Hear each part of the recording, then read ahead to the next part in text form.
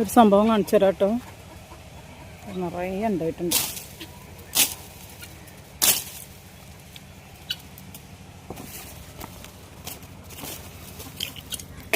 ഇതേ കിടക്കുന്നു ഒന്ന്. ഓറഞ്ചിനേക്കാളും വലുപ്പമുണ്ട്.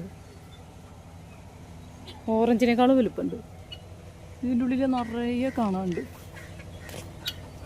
ഇതെടുക്കട്ടെ. ഉള്ളിലൊക്കെ നിറയെ പഴുത്ത് നിൽക്കുന്നുണ്ട്. നല്ല മുള്ളായതുകൊണ്ടേ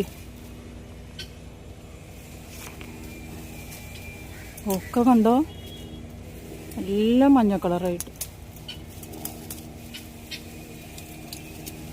നല്ല ഉറപ്പാണത്.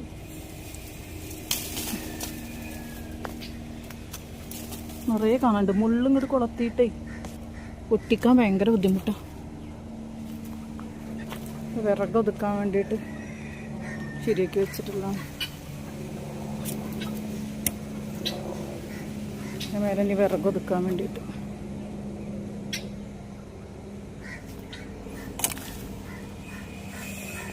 മാമരം അപ്പം എങ്ങനെയാ ഇത് പൊട്ടിക്കുക നോക്കട്ടെ.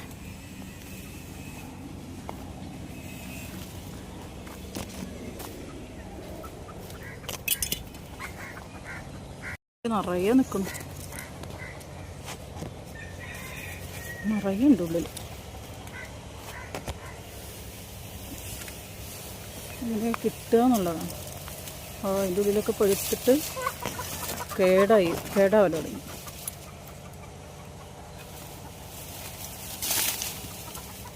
താഴേക്ക് ചാടി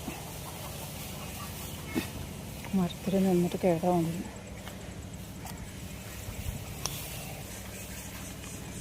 നല്ലതാണ്. ഇതിൻ്റെ അടിയിൽ എവിടേക്കേ വീണ് കിടക്കുന്നുണ്ട്. അവിടുന്ന് കിടക്കുന്നുണ്ട്.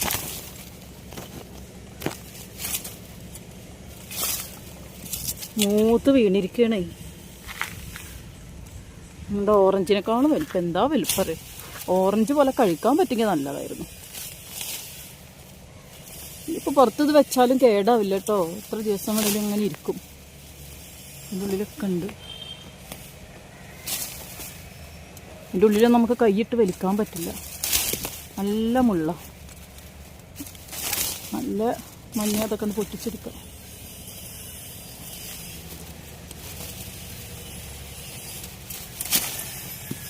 മുള്ളുകൊണ്ടേ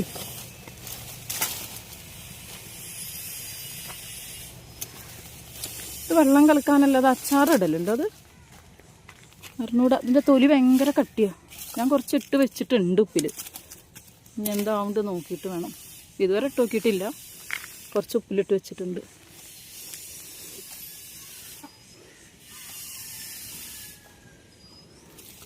ഇനി നിറയെ ഉണ്ട് കേട്ടോ മരത്തിൽ. ഇഷ്ടം പോലെ ഉണ്ട്. ഇതിൻ്റെ ഉള്ളിലൊക്കെ നിറയെ ഉണ്ട്. ഇത് നമ്മളെങ്ങനെ അറിയാം, വെള്ളം കലക്കി വെക്കാൻ പാടില്ല. കലക്കി വെച്ച് കഴിഞ്ഞാൽ ഭയങ്കര കയ്പാവും. ആ സമയത്ത് അപ്പം എടുത്തിട്ട് കലക്കുക.